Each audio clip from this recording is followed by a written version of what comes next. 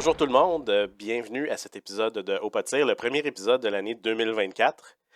Euh, il est un Il petit est peu à tard, temps? on est rendu en février, il est à temps, effectivement, hein. Mais on va se le dire, hein, Luc, Sophie, bonne année, puis tout le monde aussi bonne année.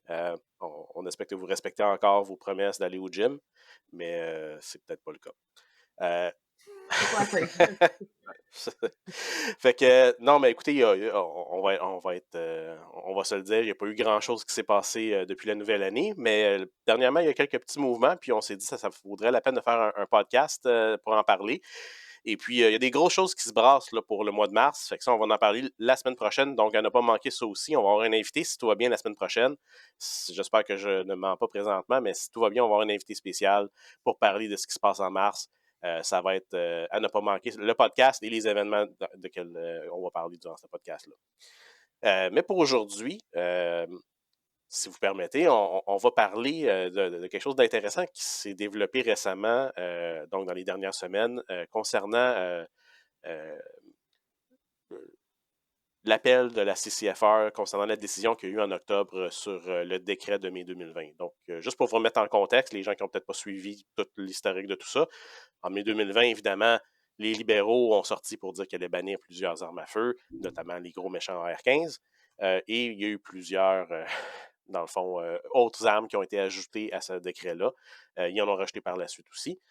Et bien sûr, la CCFR est allée aller faire une injonction et aussi aller en cours pour essayer de faire renverser cette décision-là parce qu'elle trouvait que c'était anticonstitutionnel pour plusieurs raisons. Je n'entrerai pas dans les détails de cette bataille-là. Reste à savoir qu'en octobre de 2023, la juge a jugé contre la CCFR, mais la CCFR dit qu'elle est en appel. Donc, le sujet de discussion aujourd'hui, c'est non pas le pourquoi de l'appel de la CCFR, ça on a déjà un podcast là-dessus, mais c'est le point intéressant qui s'est passé au début du mois de février et tout dernièrement, il y a quelques jours seulement, C'est la semaine c'est que passée. la Saskatchewan, ben, la semaine passée pour un, puis il y a deux, ouais, un petit peu plus la semaine passée pour l'autre, mais la Saskatchewan et l'Alberta, une semaine plus tard à peu près, qui ont décidé de se joindre au combat de la CCFR pour aller en appel de la décision du juge. Donc, c'est quand Exact. même assez intéressant. On sait que l'Alberta et la Saskatchewan étaient contre, si on veut, justement, l'espèce de confiscation de ces armes à feu-là et l'espèce de fausse compensation, le buyback, comme on dit, là. Donc, c'est quand même intéressant qu'il y ait deux provinces. Évidemment, il y a d'autres provinces qui ne supportent pas ça du tout, hein. On parle territoire du Nord-Ouest, le Yukon, le Manitoba. Mais ce sont les deux premières provinces là, qui se sont prononcées pour supporter, si on veut, cet appel de la CCFR.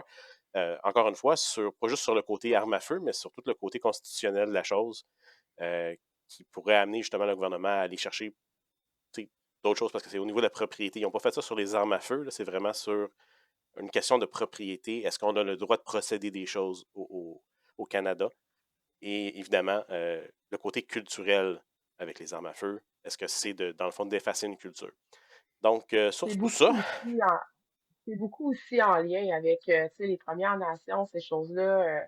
Tu sais, il y a les privilèges, même avoir même des droits, ont été bafoués sur les Premières Nations. On se souvient que l'Alberta avait déjà commencé, là, quelques mois, à mettre des bâtons dans les roues au gouvernement libéral en votant des lois qui permettraient pas à des agents d'aller faire la saisie des biens.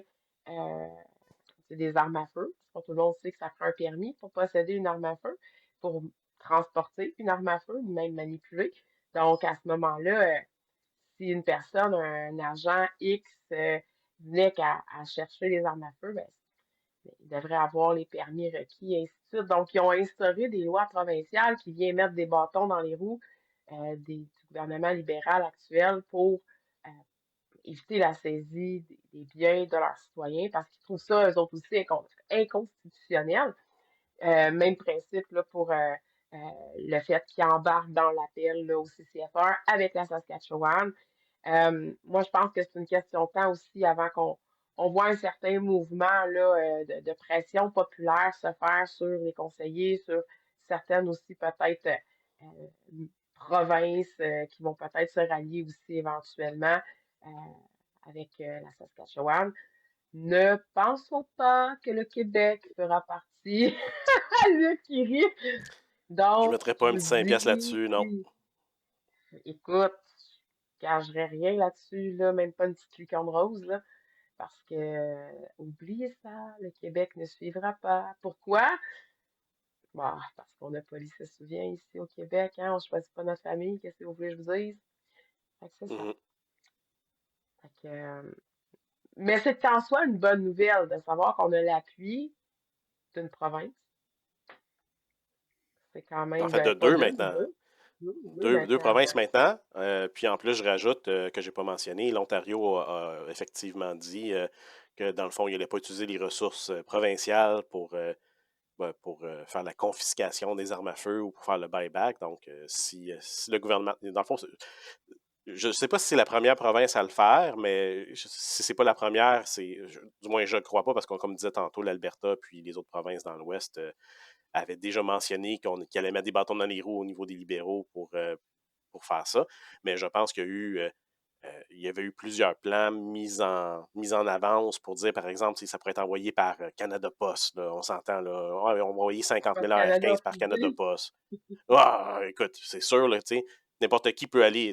Êtes-vous déjà allé dans un Canada Post chercher un paquet? Qui c'est qui va m'empêcher de rentrer là-dedans? Là, il n'y a personne. Là, Ben, la petite madame en ben avant moi, qui c'est a 65 ans, qui est sur le bord de la retraite, elle ne sera pas capable d'arrêter un voleur qui veut défoncer la porte. Là. moi, C'est ce pas que je sa trouve job non plus encore à plus drôle, c'est que l'arrêter. Post Canada, Post Canada, c'est Post Canada.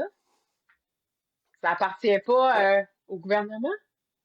Ouais, mais ils n'ont pas l'infrastructure pour le faire. Fait que c'est sûr que. C'est là le point. C'est que Non, dire. mais ça. Moi, j'arrive avec ma boîte, là, avec mon R15 pour donner ça à petite madame à Post Canada. Comment est-ce qu'elle va. Comment est-ce qu'elle va gérer ça, là? Puis là, elle n'aura pas rien qu'un, elle va en avoir peut-être une dizaine dans le petit local en arrière, que c'est tout sur des petites étagères, que n'importe qui peut rentrer dedans quand elle va prendre son break pour sa cigarette.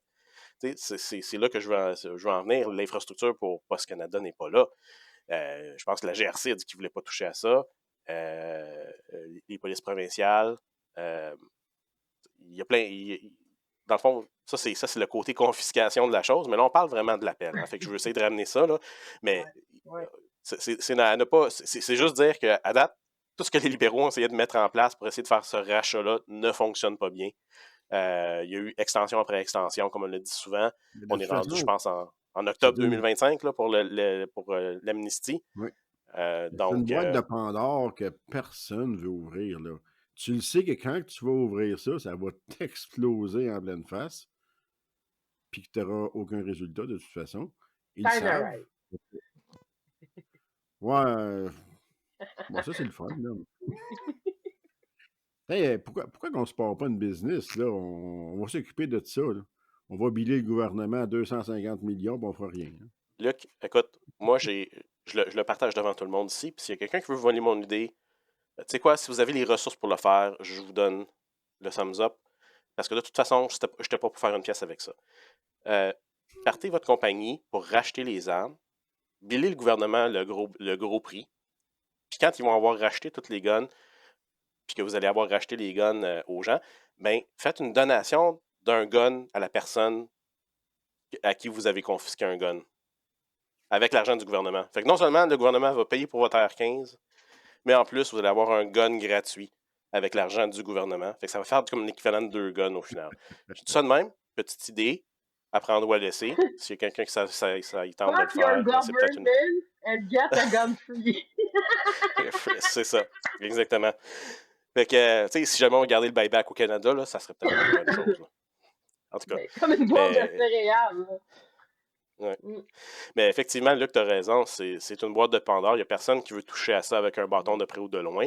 Je ne serais pas surpris qu'ils doivent sortir du Canada pour trouver une compagnie qui va vouloir faire ça. Parce qu'au Canada, à date, Ouais, disons qu'il n'y a mais pas grand monde qui encore a un là, intérêt. on a des traités d'importation, d'exportation, ITAR au niveau des armes à feu, que ce soit avec les États-Unis, que ce soit avec n'importe quel autre pays.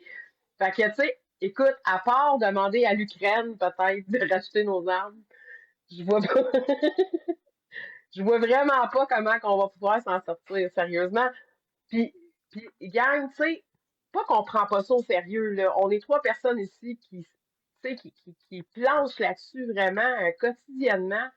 Mais là, c'est tellement rendu d'un ridicule assumé, là. C'est une vraie joke. Le rachat des armes n'est pas prévu sur le budget 2024-2025. On a ramené l'amnistie jusqu'au fin octobre 2025, c'est-à-dire avant même qu'il y ait après même qu'il y ait eu des élections. Ben Tu écoute, sais, on- le yard est au vert. ben, Jack Sophie, on Lemkin ne est se cachera content pas. qu'on a eu. Tu Sophie, on ne se le cachera pas. C'est déjà dans les cartes. On n'a pas besoin d'avoir des pouvoirs là, pour lire dans une bolle de cristal ou tirer des cartes au tarot pour comprendre que ça va être le prochain enjeu lors des élections en 2025. C'est clair, Il y a une raison pourquoi c'est que clair. l'amnistie est un mois après les élections. C'est parce que les libéraux vont taper sur ce clou-là pour essayer de faire passer encore un vote libéral pour avoir un autre gouvernement libéral aux prochaines élections. Fait que, soyez pas surpris de voir cet enjeu-là revenir. Et je l'ai toujours dit, et je le redis encore une fois au cas où que je ne l'avais pas dit sur le podcast, mais je le dis à tout le monde qui veut bien m'écouter. Il y a une raison pourquoi ce n'est pas encore fait, ce buyback-là. Parce que si c'était des armes si dangereuses que ça, on les aurait plus. Ils seraient plus dans nos coffres. On aurait plus ces armes-là dans notre coffre à attendre là, que le gouvernement vienne nous les racheter. C'est pas vrai. Parce que s'ils étaient si dangereuses que ça, le gouvernement aurait tout fait pour les enlever le plus rapidement possible. Fait que c'est purement politique, c'est purement un enjeu pour essayer de faire que la base va aller voter libéral, de promesse électorale, encore une fois, qui vaut rien. Si c'était vraiment un enjeu Ben, de ils perdent sécurité gros publique, un hiver. vrai enjeu de sécurité publique, ça serait déjà fait. C'est pour en revenir justement à notre idée de départ avec la Saskatchewan et l'Alberta qui vont prendre part à l'appel en cours contre le ban. Principalement, comme tu disais, parce que c'est une confiscation d'un bien personnel privé qui a été acquis de façon légale et avec tout ce qui vient avec, là. Donc, la justification de la saisie de ce bien-là n'est pas valable. Fait que c'est ça qu'il faut faire valoir. Mais là, sachant qu'il y a des élections qui s'en viennent, puis qu'il y a deux provinces quand même assez importantes qui vont manquer de rouge, fait que, tu sais, ça se peut que, tu sais, on ait beaucoup plus de conservateurs, justement, qui prennent des sièges libéraux ou des sièges d'NPD, qui vont faire en sorte on risque. Tu sais, à venir jusqu'à maintenant, je suis pas le genre de fille qui suit beaucoup au sondage, mais on s'en va vraiment vers un gouvernement majoritaire conservateur. Faut maintenir le cap à ce niveau-là. Puis on sent encore de plus en plus la grogne de la société, de la population, euh, de toutes les sphères contre le gouvernement libéral. Il ne fait que se mettre les pieds dans les plats. C'est même encore là, Sur tous M. les sujets, Singh c'est pas vient juste de les armes à donner un feu, là, tu sais. ultimatum. C'est ça. Ils Mm. viennent de donner un ultimatum aux libéraux en disant, ben, si au 31 mars, au 1er mars, pardon, si au 1er mars, vous n'avez pas pris une décision concernant les soins de santé, nous autres, on déchire notre entente d'appuyer les libéraux systématiquement sur tous leurs points. Fait que, tu sais, on commence à voir que la base, elle est complètement effritée. On essaie de rebâtir petit à petit, mais il n'y a rien qui tient. Fait que, tu sais, dans le fond, encore une fois, on va dire que c'est une question de patience. Puis là, on voit les gens encore plus se rallier. On voit la population prendre conscience que la violence armée, elle est de plus en plus présente. Et n'est pas contrôlée et ce n'est pas la façon dont on s'y prend actuellement qui va faire en sorte. On a, dans les dernières semaines, à peu près 4 récidivistes qui ont commis des meurtres. Je veux pas nécessairement dire par arme à feu, parce que ça a été aussi par arme blanche et tout ça, mais on parle quand même de multirécidivistes, de gens qui sont sortis de prison, qui présentaient un potentiel de danger pour la société, mais qu'on a encore une fois laissé aller à leur libre cours et qui ont commis des actes irréparables. Fait que, tu sais, dans le fond, ce qu'il faut vraiment amener la population, les gouvernements provinciaux, à faire bouger le gouvernement fédéral, c'est vraiment de dire, écoute, tu t'attaques pas aux bonnes cibles. Puis là, je pense que ça commence vraiment à apparaître de plus en plus. De plus en plus. Là, je veux ramener ça un petit peu sur justement l'Alberta et la Saskatchewan, puis vraiment sur le court case. Puis je vais vous demander votre opinion. Luc, tu iras en premier. Je veux vraiment savoir, parce que on sait que ça ne changera rien au niveau des élections, tout ça. Oui, il faut, on a une vague bleue présentement, puis on espère que ça va continuer jusqu'aux prochaines élections. Mais à part tout ça, là, puis à part tous les problèmes de sécurité, puis tous les problèmes de crime, puis de justice qu'on a présentement au Canada, vraiment en rapport juste avec la contestation judiciaire de la CCFR, l'appel, si on veut, de ce jugement-là. Selon toi, qu'est-ce que ça fait? Qu'est-ce que ça pourrait apporter? Mais ça, je dis selon toi, Luc, parce que tu es en premier, mais selon vous aussi, là, toi aussi, Sophie, tu donnes ton opinion. Le fait que l'Alberta et la Saskatchewan, et peut-être d'autres dans le futur, on verra bien, mais pour le moment, c'est ces deux-là, qu'est-ce que ça peut amener comme légitimité à cet appel de la CCFR pour leur court case? Est-ce que c'est positif? Est-ce que ça a une chance de faire bouger les choses en notre faveur? Est-ce qu'on a plus confiance peut-être à la cour d'appel qu'à la une cour de première instance? Qu'est-ce que tu en penses? Sujet complexe quand même. Hein? Ben oui, puis non. Tu sais, qu'est-ce que moi, mon opinion là-dessus, c'est que ça va. Est-ce que ça va faire une grosse différence? Je ne sais pas. OK? Par contre, ça va envoyer un message quand même fort et clair qu'il y a quand même deux provinces avec du gros bon sens qui savent très bien que qu'est-ce qui se passe présentement, ça n'a aucun sens. Et là, à un moment donné, mais ça se relie ensemble, OK, pour les bonnes raisons, faire passer de bons messages. Euh, Qu'est-ce que ça va donner? Je ne le sais pas. Parce que malheureusement, qu'est-ce qu'on a vu et qu'est-ce que je croyais, comme avec les dernières, quand on était en cours, justement, le Case Court, euh, tu sais, on rappelle que tu sais, les experts, tout ça, à l'unanimité, là, c'est comme c'était OK, c'est le gros bon sens qui va prendre le dessus, mais c'est Ben, pas ça qu'on a eu comme verdict. Pas ça qui est C'est arrivé complètement tantôt, ouais. de l'autre côté. Puis je fais comme wow. Fait que qu'est-ce que ça va donner? Je le sais pas, mais le message va quand même être envoyé qu'il y a deux provinces qui se tiennent pour le gros bon sens. Tu sais, qu'à un moment donné, on peut pas le laisser. Je veux dire, il n'y aura aucun. Tu sais, je le dis tout le temps, là, il n'y aura aucun. C'est comme, je te dirais, là, moyen, tu sais, même perceptible, rien du tout, là. Ça ne changera rien. Tu sais, c'est comme à la sécurité publique. Tu sais, où est-ce qu'on s'en va? La seule affaire que ça fait, là, c'est que ça fait dépenser, dépenser, dépenser, dépenser, dépenser. C'est juste ça que ça fait. Exact. Tu sais. Puis, ben, ça nous prive, en même temps, regardez, c'est comme de profiter de notre sport, d'acheter, de revendre, OK? Et de léguer aussi. Parce que ça, là, c'est la partie qui était. Tu sais, ben, je ne le cacherai pas, là. J'ai eu une petite bad luck la semaine passée. Mon arme de compétition, ben, j'aimerais bien ça la faire réparer. OK? Mettons que j'ai 2 ans d'attente possiblement pour les pièces. Ce serait tellement facile d'en acheter un autre. Mais je peux pas. Donc, c'est ça. Fait que c'est quoi que ça fait tout ça? Oh, ça n'a aucun impact. Tu sais, regarde, ça punit qui? Moi. C'est que ça punit les tireurs sportifs. C'est ceux qui pratiquent ce sport-là uniquement. Fait qu'à un moment donné, là, arrêtez donc de niaiser avec ça. Puis, tu sais, je sais, gars, qu'on l'a dit, le Québec, là, même si tout le monde serait d'accord, le Québec va toujours briller, OK, pour penser différemment, faire différemment, malheureusement, et ne pas supporter, même si toutes les autres provinces embarqueraient. Mais ça, Québec, malheureusement. Et on est dans cette province-là. Comme tu dis, on est dans la province de Folie se souvient. Puis, il y a quand même certaines influences ici. Fait que, c'est mon opinion là-dessus. Comme je vous dis, c'est pas qu'est-ce que j'aimerais. Je me dis, j'aimerais vraiment que ça fasse une grosse, grosse, grosse différence. J'espère beaucoup que ça va faire une différence. Mais à qu'est-ce qu'on a vu depuis les dernières années, je peux espérer, mais j'attendrai pas de miracle, malheureusement. Très bien dit.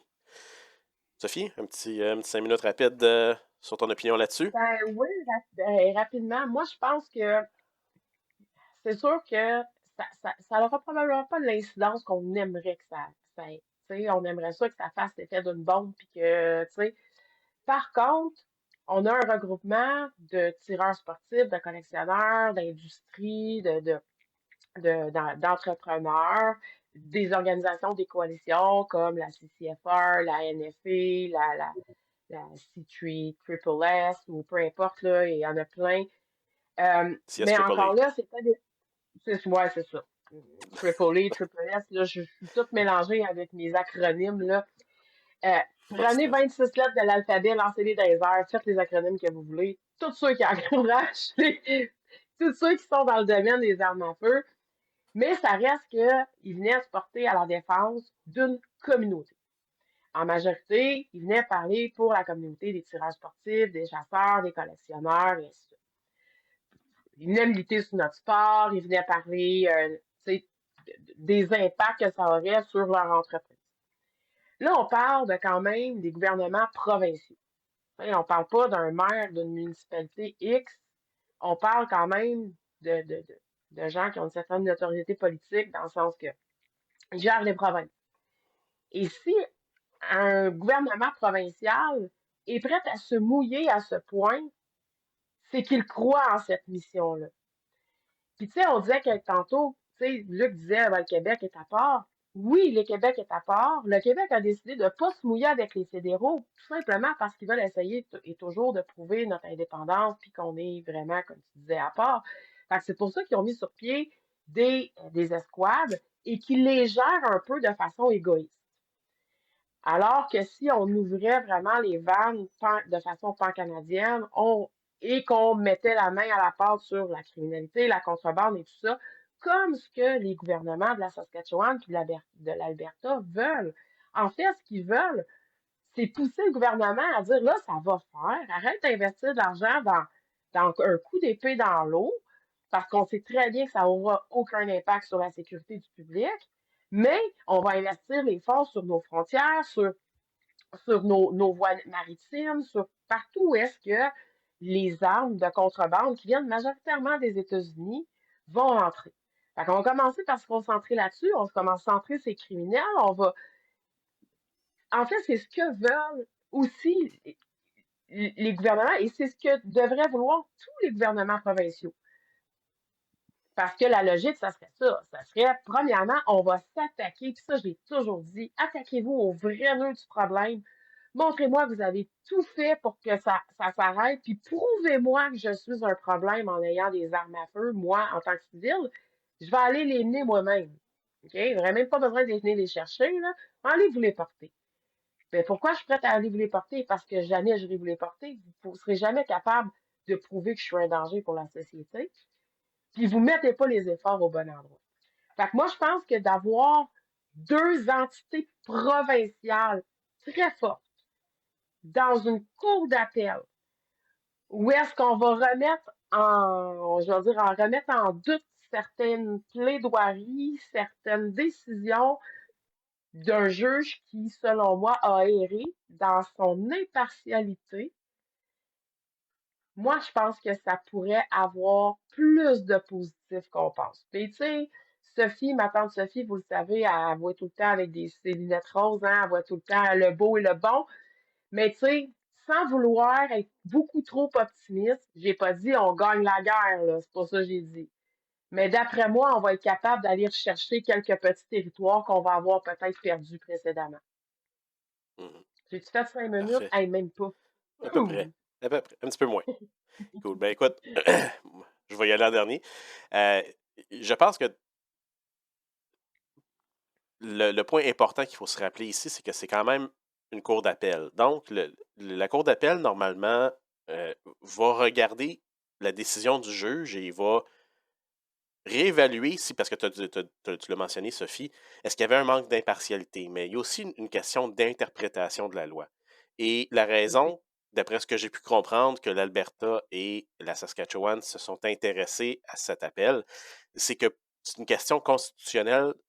Non, c'est pas juste une question d'armes à feu, c'est vraiment une question constitutionnelle sur les droits de propriété des gens. Parce que ça va.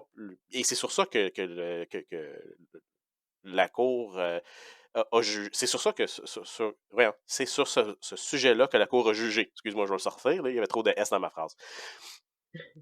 Dans le fond, ils ont jugé que le gouvernement n'avait pas besoin de donner aucune raison valable pour faire une confiscation ou pour enlever la propriété des gens. Ce qui est vraiment pas le cas. Si on regarde la Constitution, c'est marqué qu'il faut qu'il y ait une compensation. C'est pas juste une question de confiscation, mais une question de compensation aussi. Et il faut qu'il y ait une raison aussi derrière ça. Donc, le fait que la juge a dit, c'est correct, je pense qu'il y a une mauvaise interprétation à ce niveau-là et que justement, le fait que l'Alberta et la Saskatchewan se joignent à l'appel de la CCFR, c'est qu'il y a un intérêt qui va probablement plus loin que tout simplement les armes à feu. C'est vraiment une question de droit de propriété Oui. at large. Et Mais ça, ça, c'est ça dit important parce que ça affecte tout le monde. Ça affecte ton véhicule, ça exact. affecte ta maison, ça affecte ton terrain, ça affecte tout Tout. ce que tu peux acheter de manière légale et que là, tout à coup, parce que le gouvernement dit que pour la sécurité publique, on devrait te l'enlever. Parce qu'on s'entend, là, ça peut partir n'importe comment. Si on s'entend tous, et là, on va faire quelques admissions ici là, pour mettre une mise en situation. On admet qu'il y a un problème avec une urgence climatique. OK? Il y a du réchauffement climatique, peu importe. On fait une admission pendant une seconde. Fait qu'on on est tous d'accord avec tout le monde qui dit qu'il y a une urgence climatique. On est tous d'accord qu'il faut réduire notre consommation de gaz à effet de serre. Bien, techniquement, c'est une urgence qu'on pourrait dire, ben, on va tout vous confisquer vos véhicules à combustion parce que, dans le fond, c'est trop dangereux, ça pourrait causer des catastrophes naturelles, il y a des enjeux de santé, ça va déplacer des populations. Donc, à ce moment-là, je pense que le jugement qui a été rendu présentement laisse la porte ouverte à une interprétation comme ça, de dire, ben, si le gouvernement déclare une urgence, c'est un free-for-all. Ils peuvent faire ce qu'ils veulent. Et je Mais pense que là, c'est justement... en plus, il a été dit que la déclaration d'état d'urgence n'était pas non plus constitutionnelle. Effectivement, ça, c'est une autre situation, peut-être un sujet pour Donc, un tu autre sais, podcast, Simon, mais ça et s'appliquait pas voilà. trop aux armes à feu, hein? Non, Ça non, s'appliquait pas trop. mais c'est dans ce contexte-là quand même que la décision de mai 2020 est venue, tu sais, d'avoir un pouvoir en chambre de faire un YC. Ça venait avec la situation pandémique, l'urgence d'agir, tu sais, tout ça. Donc, mais ça en vient à dire, puis on l'a dit à plusieurs reprises dans les derniers podcasts, ça en vient à dire que si le gouvernement peut se saisir de tout droit, ça veut dire on a perdu un panéliste.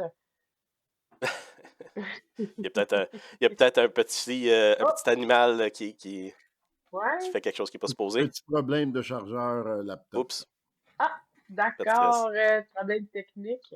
Mais c'est ça, tu sais. Donc, de venir à dire qu'à la minute où est-ce que je peux décréter qu'il y a une nécessité aussi infime, sans même nécessairement avoir à la débattre ou à la justifier, la faire valoir dans un processus législatif, moi, je peux bannir ou je peux retirer quelque chose à quelqu'un, c'est inconcevable. On sera plus dans une société de justice et de droit. On va être dans une société où est-ce que n'importe quel gouvernement va pouvoir se dicter des pouvoirs spéciaux et saisir à bon escient ou restreindre sa population de quelque façon que ce soit. Fait que merci à la Saskatchewan et à l'Alberta. Puis, comme tu dis, souvent, ça dit, nonobstant les armes à feu, je pense que toutes les provinces canadiennes devraient se mettre l'épaule à la roue, notamment en matière de saisie d'un bien légalement acquis, sans nécessairement avoir de raison valable de le saisir aussi vite, Mhm. à part le nous. Effectivement. Ça devrait être un enjeu qui devrait concerner tout le monde puis qui devrait être Exact. concernant pour tout le monde aussi. Parce que là, ça Oui, arrive pour les armes à feu, mais ça pourrait arriver pour n'importe quoi. C'est juste une question de temps. Une fois qu'il y a un précédent judiciaire qui est mis, ça va être c'est très difficile jurisprudence. après ça. Exact, C'est ça, exactement. C'est exactement jurisprudence. Et après ça, ça devient très difficile de renverser cette exact, jurisprudence-là. Donc, exact. euh, c'est quelque chose, on va garder un œil là-dessus. On fera des suivis comme on faisait avec avec le court case de la CCFR. Donc, on fera plusieurs suivis là-dessus s'il y a des nouvelles qui sortent. Sur ce, on peut fermer ça là. Hein? Je pense qu'on a quand même bien réussi notre tirée en rafale aujourd'hui. Comme j'ai dit au début de l'épisode, à ne pas manquer dans les prochains épisodes. Puis le mois de mars, il y a des grosses choses qui vont se brasser, tant au niveau de au pas de tir, excusez-moi, que au Québec, si on veut, que dans nos vies. Et puis, l'annonce se fera la semaine prochaine, fort probablement. Donc, attendez-vous là, à avoir un beau petit podcast sortir là-dessus. Des événements à ne pas manquer, probablement des petits podcasts à ne pas manquer aussi. Ça va être intéressant. Je pense que vous allez triper bien raide. Puis si vous êtes capable de vous déplacer, il va y avoir une très bonne raison pour se déplacer dans le mois de mars. Donc, mis à je part vais nous laisser. autres, là, de venir nous rencontrer, là, ça va être d'autres choses. C'est ça. Fait que je laisse ça en suspens comme ça pour que vous puissiez venir nous écouter la prochaine fois. Puis sur ce, je vais faire le petit like and subscribe qu'on a oublié de faire tantôt. Là, on ne l'a pas dit, mais cliquez en bas le like and subscribe. Partagez notre podcast avec vos amis, avec tout le monde. Et puis, dites-leur, là, comme on dit, de nous supporter si vous êtes capable. Et pour nous supporter, c'est pas compliqué, c'est justement de faire un petit like and subscribe. On ne demande pas d'argent. Fait que c'est pas difficile à sortir le clic du portefeuille. Donc, sur ce, merci Luc, merci Sophie. Et puis, on se reparle au prochain podcast. Bye! Ciao! Bonne soirée.